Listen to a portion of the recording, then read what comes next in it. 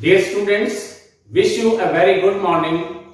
Today I am present here with a new poem for the students of class 12th. And the name of the poem is A Roadside Stand. Written by, composed by a famous American poet, Robert Frost. Robert Frost बहुत ही बड़े कवि जिनकी बहुत सारी poems literature में हैं, जिनको हमने पढ़ा है, और इन्होंने जितने भी पोएम्स लिखी हैं ज्यादातर पोएम्स लैंडस्केप्स पर, सीनरी पर लिखी गई हैं। इन्होंने ice, wind, snow, snowfall, landscapes पर लिखी हैं। इनकी एक पोएम की कुछ लाइनें सभी को याद है और बहुत ही इंप्रेसिव लाइंस हैं। आपने ये लाइंस अवश्य सुनी होंगी। The woods are lovely, dark and deep, but I have promises to keep. Miles to go before I sleep, miles to go before I sleep. बहुत ही बड़े कवि रॉबर्ट फ्रॉस्ट। आपके सिलेबस में इनकी पोएम है ए रोड साइड स्टैंड, और class 9th में भी एक बहुत सुंदर poem the road not taken, एक वो पोएम है। इनकी पोएम्स आदमी की, मनुष्य की, मैन की लाइफ को टच करती हुई पोएम्स हैं। आइए हम बात करते हैं रॉबर्ट फ्रॉस्ट के बारे में। Robert Frost was a great poet of 20th century. He was a highly acclaimed American poet. He wrote on the characters, people, and landscapes. The main theme of his poetry or his poems are human tragedies, human fears, and complexities of life, hardships of life, and how to accept the complexities or tragedies of life. This is the theme of his poems. आपके syllabus में जो poem है जिसका title है अ road side stand, जैसा कि इसके नाम से ही स्पष्ट है, एक रोड है और उस रोड के साथ एक छोटी सी दुकान है, एक रूरल एरिया में, एक विलेज में। आप इस पोएम को पढ़ने से पहले इसके एनवायरनमेंट से भली भांति परिचित। आपने गांवों में रेहड़ी में सब्जी बेचने वालों को देखा होगा, आपने कुछ वेंडर्स, हॉकर्स को देखा होगा, उनसे आपने चीजें भी खरीदी होंगी। वो बेचारे पुअर पीपल अपनी आजीविका कमाने के लिए वेंडर, हॉकर या फिर एक छोटी सी रोड के किनारे एक दुकान बना लेते हैं। वो एक्सपेक्ट करते हैं, वो होपफुल होते हैं कि कोई आएगा और उनसे कुछ ना कुछ खरीदेगा, जिससे उनको कुछ पैसा मिलेगा, जिससे उनकी आजीविका चल पाएगी। एक एक्सपेक्टेशन होती है, एक होप होती है। इसी विषय को लेकर रॉबर्ट फ्रॉस्ट ने इस पोएम की रचना की, जिसका नाम है ए रोड साइड स्टैंड। सड़क के किनारे एक स्टैंड, सड़क के किनारे एक दुकान। रॉबर्ट फ्रॉस्ट ने इस पोएम के through lives of poor villagers को टच किया है। They are deprived of basic facilities, they are deprived of essential and basic needs, and the poet has the deepest sympathy towards them. poet उनके लिए deepest sympathy रखते हैं, सहानुभूति रखते हैं, and he draws a clear cut contrast between city people and rural people. शहर के लोग किस प्रकार से सोचते हैं और रूरल पीपल किस प्रकार से सोचते हैं तो सभी लोग ही, लेकिन they have different attitudes. And he draws a clear-cut difference between ideals of rich and the poor. In this poem, if we talk about the theme of the poem, is the poem presents the lives of poor people, roadside stand owner. उस दुकान के जो मालिक हैं, जो कि गरीब हैं, उसकी जिंदगी के बारे में ये पोएम है। who finds it difficult to make both ends meet, जो अपनी आजीविका कमाना भी जिसे बड़ा मुश्किल दिखाई देता है, मुश्किल लगता है। They wait for city people to buy their items. वो इंतजार करते हैं कि कोई आएगा, कोई चमचमाती हुई गाड़ियां आएंगी और उनके इन आइटम्स को खरीदेंगी, जिससे उनको कुछ कैश मिलेगा। इसी होप में वो सड़क के किनारे अपने रोड साइड स्टैंड एक छोटी सी दुकान में हमेशा ग्राहकों का इंतजार करते रहते हैं। आइए अब हम इस पोएम को डिटेल में डिस्कस करें। डियर स्टूडेंट्स, आइए अब हम देखते हैं line by line explanation of the poem A road side stand. A road side stand गांव के उस गरीब दुकानदार का एक स्टैंड है, एक छोटे से जिसकी दुकान है सड़क के किनारे, जिसने अपने घर को थोड़ा सा आगे बढ़ाते हुए कुछ अपने खेत में पैदा हुआ कुछ सामान बेचने के लिए एक स्टैंड लगाया है।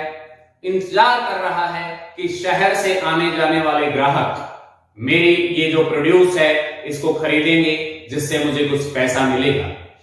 इसी पॉइंट को एक्सप्लेन करते हुए रॉबर्ट फ्रॉस्ट ने एक फार्मर की, एक छोटे दुकानदार की पैथेटिक कंडीशन को दर्शाया है और उसके प्रति हम सब का ध्यान आकर्षित किया है।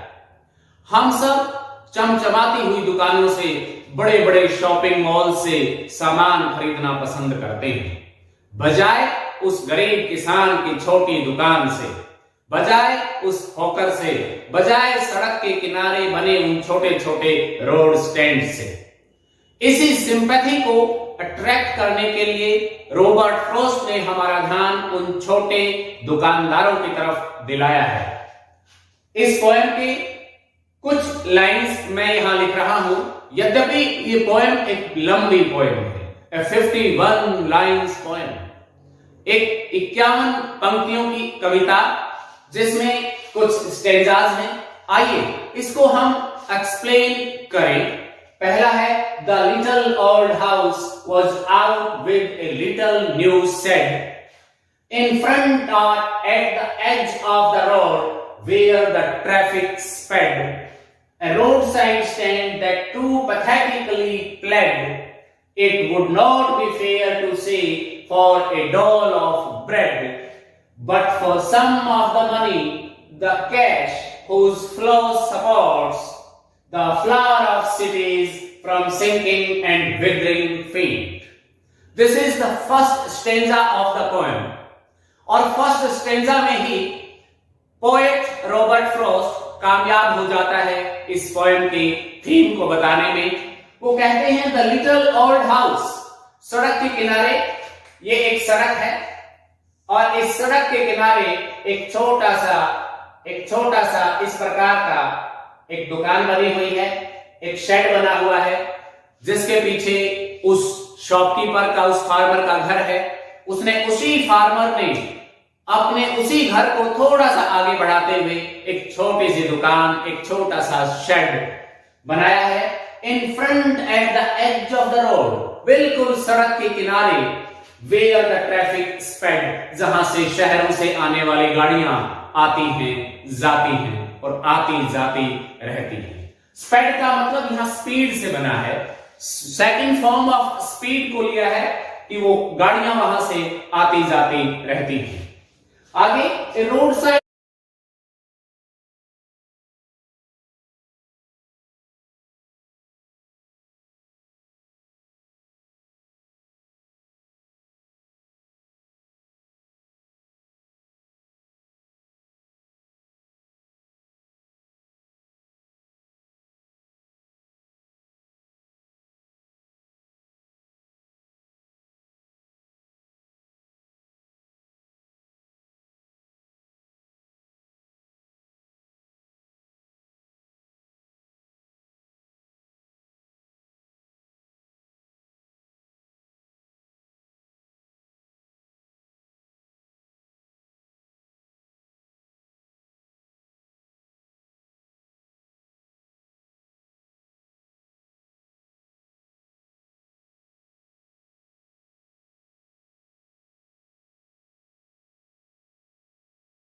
का भी उद्धार हो सके। आइए अब हम देखते हैं सेकंड स्टेंजास की कुछ लाइन। द पॉलिश्ड ट्रैफिक, यहां पे polished traffic means traffic is used as a noun and polished means rich, चमचमाती हुई कारें जो शहरों से आती हैं, उस गांव के सामने की रोड से गुजरती हैं, उस रोड स्टैंड के सामने से गुजर जाती हैं और बहुत ही रिच पीपल उन कारों में बैठकर आते हैं। यहां पर एक फिगर ऑफ स्पीच की भी मैं चर्चा करूंगा। ये पॉलिश्ड ट्रैफिक मेटाफर के रूप में यूज किया गया है, because this is a symbol for rich people of the city. Cities के उन रिच लोगों का सिंबल है, उनके लिए इसका मेटाफरिकल यूज हुआ है। पास विद ए माइंड अहेड, वो वहां से गुजर जाते हैं और अपना दिमाग बिल्कुल सामने रखते हैं, उस रोड साइड स्टैंड की ओर नहीं, बिल्कुल सामने, वो उधर मुड़कर भी नहीं देखते। यहां पर उन लोगों के इमोशंस की बात की है। रॉबर्ट फ्रोस्ट कहता है कि गरीबों के प्रति उन सिटी पीपल में कोई इमोशंस नहीं है, कोई सिंपैथी नहीं है। विद माइंड अहेड, वो जहां जाना है उसी को अपने दिमाग में रखते हुए दौड़ते चले जाते हैं। और if ever aside a moment then out of sorts, अगर देखते भी हैं, कुछ पल के लिए उधर नजर चली भी जाती है, तो भी वो किसी काम की नहीं है।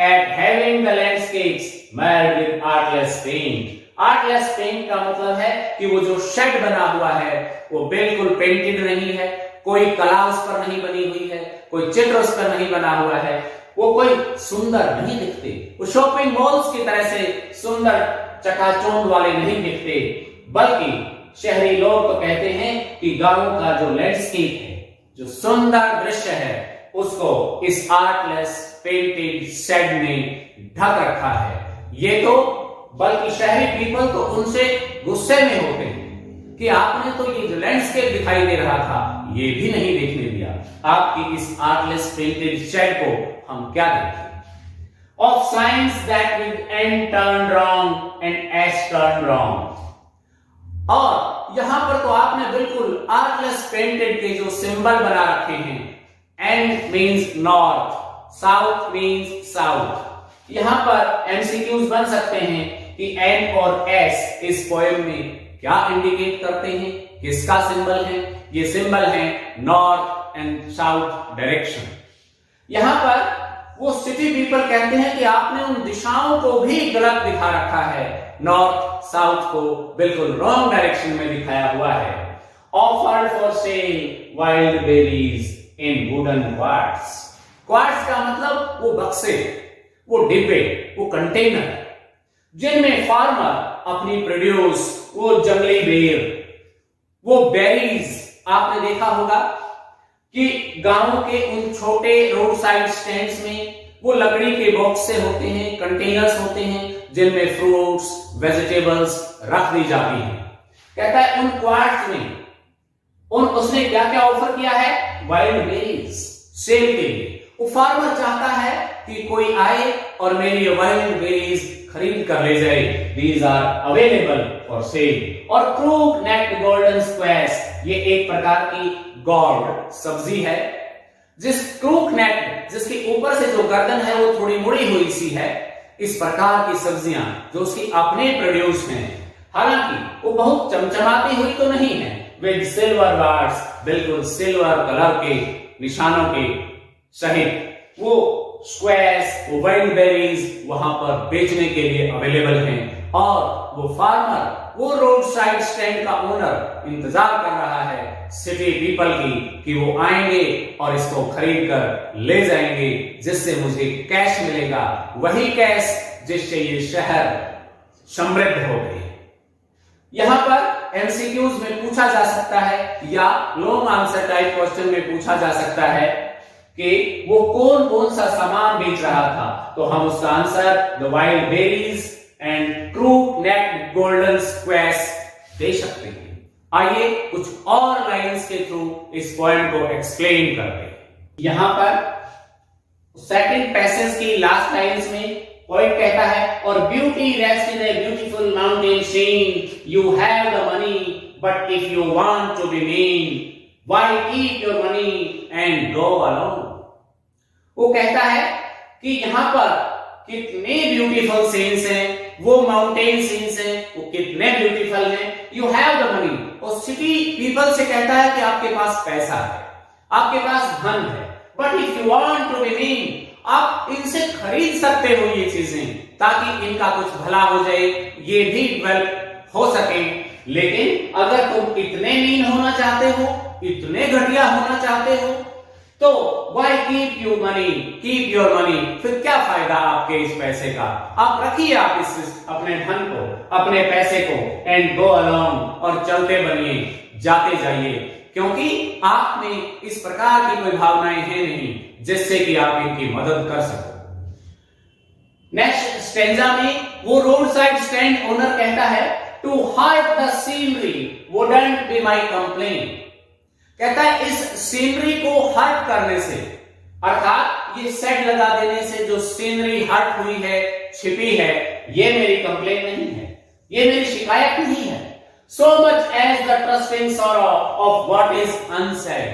वास्तविक दुख तो कुछ और ही है, जो अनसेड है, जो कहा नहीं गया है. आपको केवल मेरे इस सैड की जो अगलीनेस है वो दिखाई देती है. यहां पर ये नॉर्थ साउथ डायरेक्शन के जो सिंबल्स लगे हैं उनकी अगलीनेस दिखाई देती है, लेकिन जो अनसेड थिंग्स हैं, जो मेरी भावनाएं हैं, मेरे अंदर मैं क्या सोच रहा हूं, ये आप नहीं समझ रहे. Here, far from the city, we make our roadside stand and ask for some city money to fill in hand. अब वो रोड साइड स्टैंड ओनर कहता है, वो पूरा फार्मर कहता है, Here, far from the city, यहाँ शहर से बहुत दूर हमने ये रोड साइड स्टैंड लगाया हुआ है, ये दुकान की हुई है, ये बनाया हुआ है. I ask for some city money, और आपसे चाहते हैं कि आप इस सामान को खरीद कर उसके बदले में हमें कुछ पैसे दीजिए, ताकि उस पैसे की गर्मी हम भी अपने पाम में, हम भी अपने हाथ में महसूस कर सकें, जिससे हमारा भी डेवलपमेंट हो सके. To try if it will not make our being expend. करके देखें ताकि हम भी एक्सपेंड हो सके, हम भी डेवलप हो सके. And give us the life of moving pictures promise. Moving pictures, moving pictures यहां हम मूवीज को कह सकते हैं कि मूवीज में जो शहरी दुनिया की चकाचौंध दिखा रखी है, जो मूवीज हमसे प्रॉमिस करती हैं इस प्रकार का जीवन, ताकि उस पैसे से हम भी अपने जीवन को उसी तरीके का समृद्ध जीवन बना सकें. That is the party in power. और जो पॉलिटिकल पार्टीज पावर में हैं, जो पावरफुल पीपल हैं, is said to be keeping from us. लेकिन वो हमारा भला नहीं चाहते, वो झूठे वायदे करते हैं और वो इस समृद्धि को, इस डेवलपमेंट को हमसे दूर रखना चाहते हैं, या हमें उस डेवलपमेंट से दूर रखना चाहते हैं. यहां उस फार्मर का इन पॉलिटिकल पार्टीज के प्रति भी गुस्सा साफ दिखाई देता है कि वो झूठे वायदे करके हमसे वोट ले लेते हैं, लेकिन उसके बाद हमारी कोई मदद वो लोग नहीं करते. यहां फार्मर का स्वाभिमान झलकता है. वो अपनी प्रोड्यूस बेचकर कुछ कैश प्राप्त करना चाहता है और अपना विकास करना चाहता है, अपने गांव को भी एक्सपेंड करना चाहता है. परंतु वो सिटी पीपल, उनका जो नकारात्मक रुख है, उनकी जो सोच है, वो उनके डेवलपमेंट में बाधा है. वो नहीं चाहता, वो शहर का आदमी नहीं चाहता कि गांव के आदमी का विकास हो. नेक्स्ट पैसेज में पोएट रॉबर्ट फ्रॉस्ट उस किसान की बड़ी मार्मिक दशा का वर्णन करता है और कहता है, it is in the news. ये बात खबरों में है, समाचारों में है, that all these pitiful king, कि ये जो बेचारे गरीब किसान हैं, ये पिटीफुल, जो दया के पात्र हैं, are to be bought out and mercifully gathered in. इनको इनके ऊपर दया की जानी चाहिए, परंतु इनका तो शोषण किया जाता है, इनको तो बहकाया जाता है, इनका ध्यान नहीं रखा जाता. To live in villages next to the theatre and the store. वो पॉलिटिशियंस, वो पावरफुल पीपल, इनको वहां विलेजेस में रहने वाले उन लोगों को ये कहा जाता है कि आपको थिएटर के पास, स्टोर्स के पास, सिटी के आसपास बसाया जाएगा, आपको जगह दी जाएगी। लेकिन किस लिए? To fulfil their political wills, to fulfil their political needs, where they won't have to think for themselves anymore. लेकिन ऐसा करने में वो केवल अपना भला सोचते हैं, किसी और का नहीं। While greedy good doers, ग साउंड का यहां पर रेपिटेशन है, तो यहां पर इस फ्रेज में पोएट ने एलिट्रेशन का यूज किया है, greedy good doers। अगर हम पोएटिक डिवाइसेस की भी बात करें, बेनिफिशिएंट बेस्ट ऑफ प्रे, ये तो बेस्ट ऑफ प्रे। जिस प्रकार से कोई वल्चर, कोई गिद्ध किसी बीस्ट को अपना शिकार बनाता है, अपना प्रे बनाता है, जिससे उसकी भूख मिट सके, ठीक उसी प्रकार से ये पावरफुल पीपल, ये पॉलिटिशियंस, ये पॉलिटिकल पार्टीज, ये लीडर्स इन बेचारे भोले भाले फार्मर्स को अपना बीस्ट ऑफ प्रे बनाते हैं, अपना शिकार बनाते हैं। Swarm out their lives enforcing benefits, और उनको फोर्स करते हैं, बलपूर्वक उनसे बेनिफिट्स उठाते हैं, अपना लाभ ले पाते हैं, that are calculated to soothe them out of their wits। कितने सुंदर बात कही है। कहा है कि ये पॉलिटिकल लीडर्स, उनको ये महसूस भी नहीं होने देते कि वो बेस्ट ऑफ प्रे, कि उनका शोषण किया जा रहा है, बल्कि वो उनकी जो योजनाएं होती हैं वो इतनी कैलकुलेटेड होती हैं, इतनी गणना की हुई होती है कि वो उन लोगों को उनके बुद्धि से परे की बात हो जाती है, बुद्धि से परे की बात हो जाती है, वो समझ ही नहीं आते हैं, और उनकी सारी प्लानिंग्स उनको सुहावनी लगती हैं, अच्छी लगती हैं, लेकिन वास्तव में वो बेस्ट ऑफ प्रे बन रहे होते हैं, वो उन पॉलिटिकल पार्टीज के बेनिफिट पहुंचा रहे होते हैं। And by teaching them how to sleep they sleep all day. कुछ इस प्रकार से उनको पूरे दिन सोने की सलाह देते हैं, काम ना करने की सलाह देते हैं। Destroy their sleeping at night the ancient way, और प्राचीन तरीके से उनकी नाइटलेस स्लीपलेस नाइट्स बना देते हैं, उनकी नाइट्स को, उनकी स्लीप को बर्बाद कर देते हैं। ये पॉलिटिकल लीडर्स इन भोले भाले फार्मर्स का किस प्रकार से फायदा उठाते हैं, ये रॉबर्ट फ्रॉस्ट ने यहां पर इस स्टेंजा के माध्यम से हम तक पहुंचाया है। आइए नेक्स्ट स्टेंजा में देखते हैं। स्टेंजा में sometimes I feel myself I can hardly bear. Poet कहता है कि ये चीजें मुझसे सहन नहीं होती, मैं इनकी दुर्दशा देख नहीं सकता। ये एसिम्पैथेटिक बिहेवियर सिटी पीपल का ये बियर करने लायक नहीं है।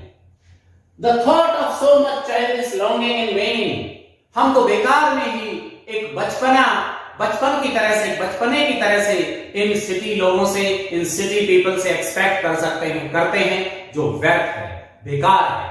हमें हमारी ये चाइल्डिश लॉन्गिंग है, ये करनी नहीं चाहिए। The sadness that lurks near the open window there, उस शेड में, उस रोड साइड स्टैंड के शेड में, उस स्टैंड में, उस शॉप में, उसके विंडो से देखता हुआ वो फार्मर बिल्कुल सैड दिखाई देता है। सैडनेस उसके चेहरे पर साफ दिखाई देती है, क्योंकि वो वेट कर रहा है कस्टमर्स का, सिटी पीपल का, ताकि वो उसकी प्रोड्यूस को खरीद कर ले जाएंगे, लेकिन किसी ग्राहक को ना पाकर वो बहुत ही उदास है। That waits all day, और वो सारा दिन अपने कस्टमर्स के लिए इंतजार करता रहता है, बाट जोहता रहता है, इन ऑलमोस्ट ओपन प्रेयर, और भगवान से प्रार्थना करता रहता है ग्राहकों के लिए कि हे भगवान, कुछ कस्टमर्स यहाँ आए और मेरे इस प्रोड्यूस को खरीद कर ले जाएं, जिससे I can make both hands meet. For the squeal of brakes, कई बार तो अचानक से, squeal means sound of brakes, कारों के ब्रेक्स की आवाज, कहता है ब्रेक्स। कई बार उसे एक कार के लगते हुए, गाड़ी के लगते हुए ब्रेक सुनाई देते हैं, और जैसे ही ब्रेक की आवाज उसे सुनाई देती है, ब्रेक्स की आवाज सुनकर उसे लगता है कस्टमर आया है। Brakes the sound of stopping car, वहां रुकती हुई एक कार की, एक गाड़ी की ब्रेक्स की आवाज सुनकर। of all the thousand selfish cars, लेकिन जो हजारों बिल्कुल selfish cars जो वहां से गुजरती हैं, they are totally selfish. वो कुछ भी नहीं खरीदते that pass जो वहां से गुजरती है. उनका अपना कोई ना कोई उद्देश्य होता है, अपनी कोई ना कोई selfishness होती है. किस प्रकार की selfishness? Just one to inquire what the farmers' prices are. कुछ लोग तो केवल उनके कीमतें पूछकर ही चले जाते हैं. एक आध कोई रुकता है तो उसकी प्राइस पूछकर चला जाता है जो उसे महंगी लगती है, क्योंकि वो ऑर्गेनिक चीजें हैं, थोड़ा सा कॉस्टली तो वो होंगी ही, या फिर वो शहर से लाकर बेची गई जा रही हैं तो थोड़ा सा शहर से कॉस्टली तो होंगी. प्राइसेस पूछकर वहां से गुजर जाते हैं. And one did not stop but only to plough up the grass. Plough up the grass का मतलब है घास को कुचल देती है. वहां पर उसने जो एक जगह बनाई हुई है अपने शेड के सामने जहां घास लगाया हुआ है, कुछ लोग ब्रेक्स लगाकर गाड़ियां मोड़ते हुए अपने गाड़ियों के टायरों से वहां की घास को खराब करके चले जाते हैं और कुछ भी नहीं खरीदते हैं. In using the yard to back, कुछ लोग तो उस शेड के आगे का जो यार्ड है, जो आंगन है, उसको केवल अपनी गाड़ियों को बैक करने के लिए, इससे पिछले पैसेज में, इससे पिछले स्टेंजा में जो रोड साइड ओनर है वो बताता है कि वहां बहुत सी कारें आती हैं. एक कार आती है लेकिन वो खरीदता कुछ नहीं है, बल्कि वो वहां पर प्लो अप ग्रास, वहां उगी हुई घास को अपने गाड़ी के टायरों से कुचलकर, क्रश करके वहां की जगह को खराब भी कर जाता है. इस प्रकार से वो विंडो में बैठा हुआ बिल्कुल उदासी उसके चेहरे पर साफ दिखाई देती है. And then comes an another car, फिर एक और कार आती है, but they are also selfish, वो भी सेल्फिश हैं. They ask the way and go along, वो रास्ता पूछते हैं और चलते बनते हैं विदाउट बाइंग एनीथिंग. इसी प्रकार से one more car comes there and the car driver ask for petrol और गैस. उसके पेट्रोल और गैस खत्म हो जाती है तो वो उससे पेट्रोल और गैस के बारे में पूछता है. हैव यू, क्या आपके पास है? क्या वो एक पेट्रोल पंप था जहां पर पेट्रोल और गैस मिलेगा? He was a vegetable grocer. He was just a shopkeeper. उसके पास जो wild berries हैं या कुछ वेजिटेबल्स हैं उन्हें कोई नहीं खरीदता. वो अपने सेल्फिशनेस में कुछ और ही पूछते चले जाते हैं.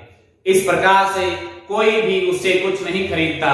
और लास्ट पैसेज में रॉबर्ट फ्रॉस्ट बड़ी चिंता प्रकट करते हैं. एक ही गो में, एक ही झटके में उन सभी पुअर विलेजर्स की ये जो चिंताएं हैं, ये जो परेशानियां हैं, इनको दूर कर देना चाहते हैं. और वो कहते हैं, no, in country money the country scale of gain. Money बहुत इंपॉर्टेंट चीज है, वही उस देहात को, उन विलेजर्स को गेन कर सकती है, डेवलप करने में मदद कर सकता है. Means money is very much essential for the development of villages. The requisite lift of spirit has never been found. Without money, no development, no gain, or no spirit of lifting the standard of villagers' life. Without money, it is not possible.